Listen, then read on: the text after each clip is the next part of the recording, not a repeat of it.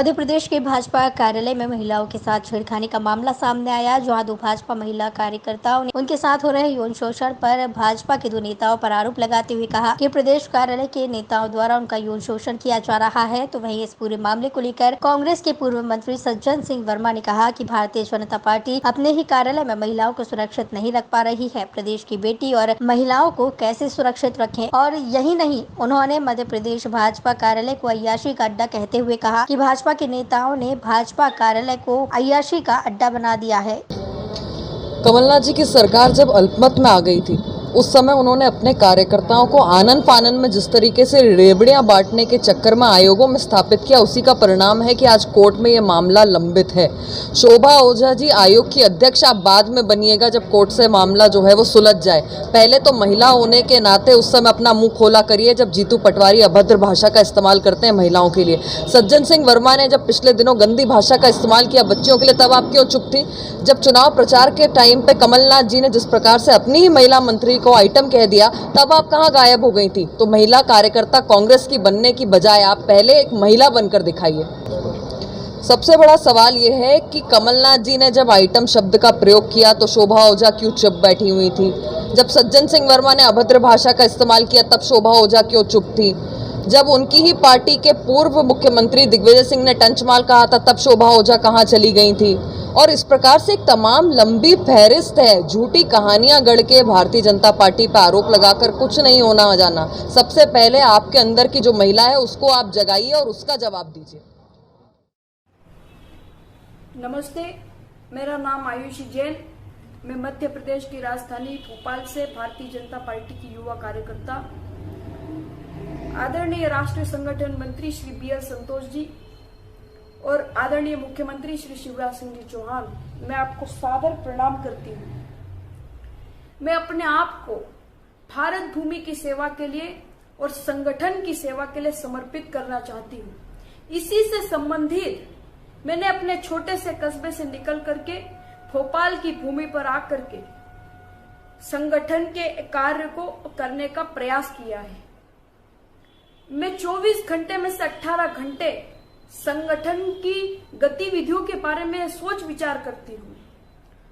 अपने राजनीतिक ज्ञान को बढ़ाने के लिए मैं भारतीय जनता पार्टी की नानाजी देशमुख पुस्तकालय में जाकर के पुस्तकें अध्ययन करती हूँ और अर्चना प्रकाशन से पुस्तकें खरीद कर भी अध्ययन करती हूँ। लेकिन कुछ महीनों से मेरे साथ में जो अभद्र व्यवहार हो रहा है उस पुस्तकालय में, वो बहुत ही निंदनीय है। सबसे पहले तो मैं आपको यह बताना चाहती हूँ कि पुस्तकालय में एक सज्जन बुजुर्ग ने 12 मार्च 2021 को शुक्रवार के दिन मेरे साथ में अभद्र व्यवहार किया। मेरे बाजू में आकर के वे बैठ गए और उन्होंने मेरी जांघ के ऊपर अपनी जांघ रख दी। कई बार उन्होंने मुझे अपने घर पर आने का भी न्योता दिया और वे यह भी कहते थे कि तुम्हारे पास में मोटरसाइकिल है, इसलिए तुम मुझे मोटरसाइकिल से मेरे घर तक छोड़ दिया करो। और यही डोरी उन्होंने मेरी एक साथी के ऊपर भी डाली है।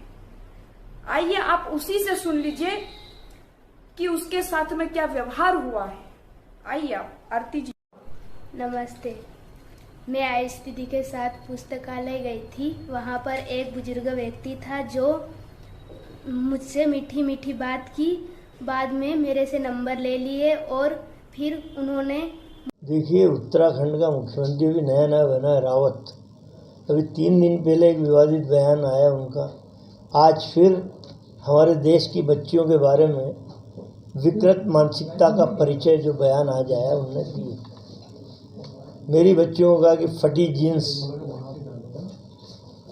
मेरी देश की बच्चियों का कहना है कि भाजपा के नेताओं, अपनी फटी हुई मानसिकता पहले सी लो, उसे दुरुस्त कर लो। हम माँ और बेटी के रूप में तुम्हें दिखाई नहीं देती, तुम्हें सिर्फ एक ही रूप दिखता है। इसलिए अपनी फटी मानसिकता को सी लो। और भारतीय जनता पार्टी के प्रदेश कार्यालय भोपाल में 2 बच्चियों ने, एक ने नहीं 2 बच्चियों ने आरोप लगाया कि भारतीय जनता पार्टी के भोपाल कार्यालय में हमारा यौन शोषण हो रहा है। भाजपा के कई वरिष्ठ नेता हमारा यौन शोषण कर रहे हैं। क्या कमल पटेल, विश्वास सारंग, शिवराज चौहान, नरेंद्र मोदी को ये नहीं दिखता कि तुमने तो भारतीय जनता पार्टी के दफ्तरों को अय्याशी का अड्डा बना लिया है? तो इस समय तो तुम्हारी मानसिकता को धोने की और स्वच्छ करने की आवश्यकता है। पूरे देश का वातावरण भाजपाइयों ने दूषित कर रखा है। यह घटना बहुत दुर्भाग्यपूर्ण है। भारतीय जनता पार्टी इन दिनों सत्ता में है और सत्ता से संबद्ध राजनीतिक दल के दफ्तर में इस तरह की घिनौनी घटनाएं होना समूचे प्रदेश की मानवता और हमारी बहनों की सुरक्षा को लेकर जो सरकार के झूठे वायदे हैं उसकी पोल खोलने के लिए पर्याप्त है।